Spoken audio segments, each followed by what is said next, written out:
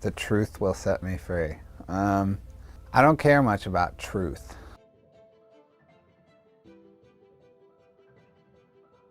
What book has inspired me or my soul the most? My book, Dream Seller, was not my idea to write.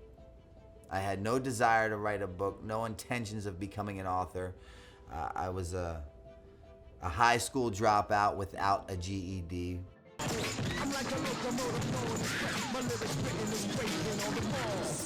But what had happened was I had read this book that was recommended to me. Kingman was the team captain for Element skateboards, and he handed me this book, and the book was called A Million Little Pieces.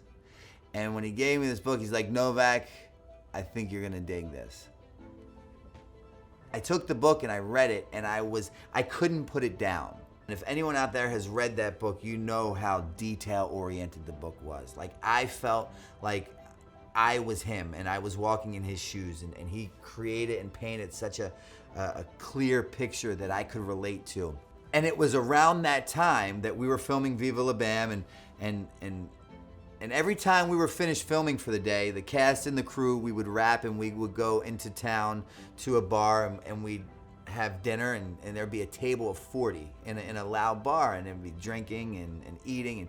And Bam was always really fascinated with the stories of my addiction and the places and the positions that it landed me in. So he'd always be like, yo, tell this story, tell that story. And I would be telling these stories, and at a table of 40 in a bar, you could literally hear the pin drop.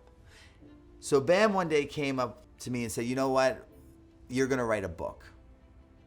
And again, at this time, I have no diploma, I have no GED, I don't know about writing books, but I had read a book that inspired me immensely, A Million Little Pieces. Glad I could be of service. And as a matter of fact, he handed me a notebook and a pen. He said, you're gonna carry this around 24/7.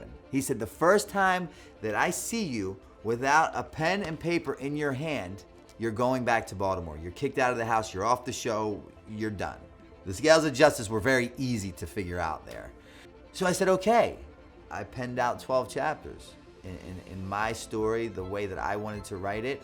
And when I was finished, about a year later, I took the book to Bam and I said, I think I'm finished. And he read it and he said, wow, like there's really something here.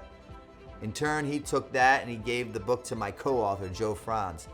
Joe Franz turned 12 chapters into 23 chapters. Brandon's story is a cautionary tale inspired with moments of hilarious despair. You can't make this stuff up. Funny story, in the interim, I was able to recover James Frey, who's the author of A Million Little Pieces. I was able to find his phone number. Someone gave it to me, and I called him in hopes to get some advice while I was writing my book. He never called me back, like, nor would I to someone. And I get tons of calls. I'm working on a book, and I'm like, fuck, okay. I wasn't working on mine when I wrote it. It was more of a requirement. It wasn't a desired thing that I was doing. So don't worry, James, I never held that against you. As if he's watching.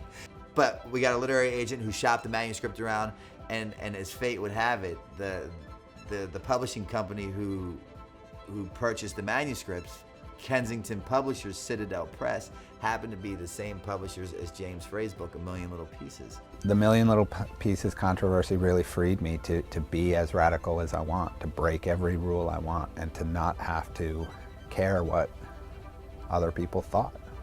It was great. Writing that book literally changed the trajectory of my life. You know, so it's crazy how things come full circle. But on the off chance that you're watching this, James Frey, A Million Little Pieces, thank you.